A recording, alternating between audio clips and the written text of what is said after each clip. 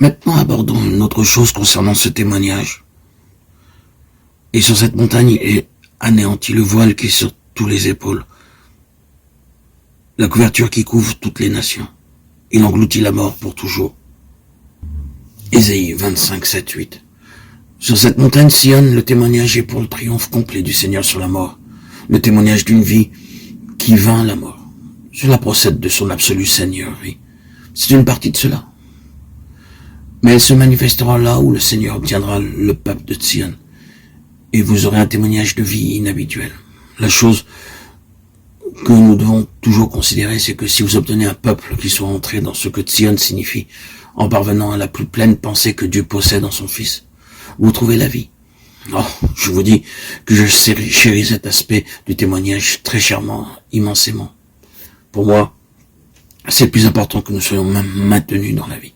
Pas simplement des gens qui ont un enseignement spécifique, une certaine lumière concernant la vérité, mais qui peut-être sont aussi morts que l'on peut l'être. Car il est possible d'avoir une merveilleuse somme de vérité, mais d'être entièrement mort. Cependant, que l'enseignement soit ou non compris par les gens qui viennent, notre désir, c'est que la première chose qu'ils rencontrent et enregistrent ce soit quelle vie il y a ici. Non pas quel enseignement il y a ici, mais quelle vie. Dans une telle atmosphère, vous avez de la croissance. Vous vous trouvez vous-même revitalisé. Oui, la mort a été engloutie. C'est cela le témoignage. C'est une partie du témoignage pour Israël. Et qui dira que l'Église dans son ensemble n'a pas besoin de connaître d'une manière nouvelle la puissance de sa vie de résurrection? Est-ce que ce n'est pas cela qui est justement nécessaire? C'est réellement ce que beaucoup recherchent. Ils essaient de l'obtenir dans de grands mouvements organisés. Ils ressentent ce besoin de vie pour réagir contre la mort qui a fait son entrée. Cela ne doit pas être pris pour un jugement ou une critique.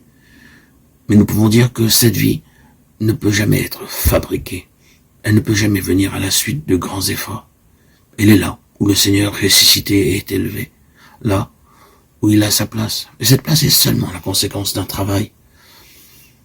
Vous devez souffrir pour cette vie. Vous ne pouvez pas l'obtenir à bas prix. Vous ne pouvez pas la produire par des moyens humains. Elle peut seulement surgir hors de la mort par la résurrection. Et cela coûte. Dans le verset 6 d'Ésaïe 25, nous lisons cela. L'Éternel des armées prépare à tous les peuples sur cette montagne un festin de mets succulents, un festin de vin vieux, de mets succulents pleins de moelle, de vin vieux clarifié. Ésaïe 25, 6. Sur cette montagne, pour un témoignage à Israël.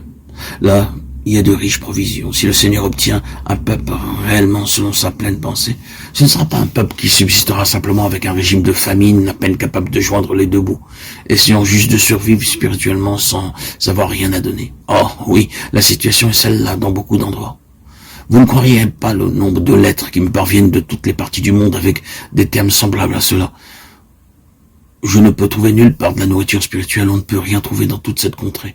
Nous sommes morts de faim. Je n'exagère pas quand je dis qu'au cours d'une année, je pourrais remplir des volumes avec ce genre de récit. Le peuple du Seigneur crie pour avoir de la nourriture. C'est la situation. Elle n'est pas imaginaire, mais tragiquement réelle.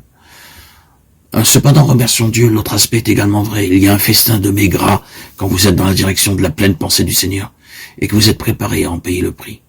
Le prix pour être pour lui un instrument, non pas le prix